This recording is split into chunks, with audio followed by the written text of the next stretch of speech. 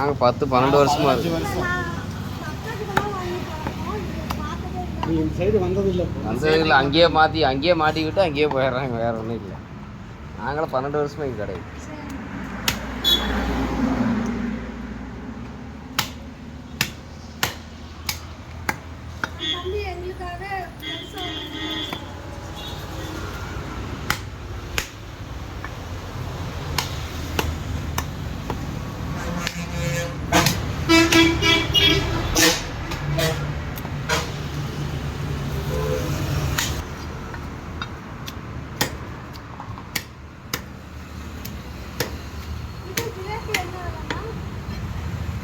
இது 170.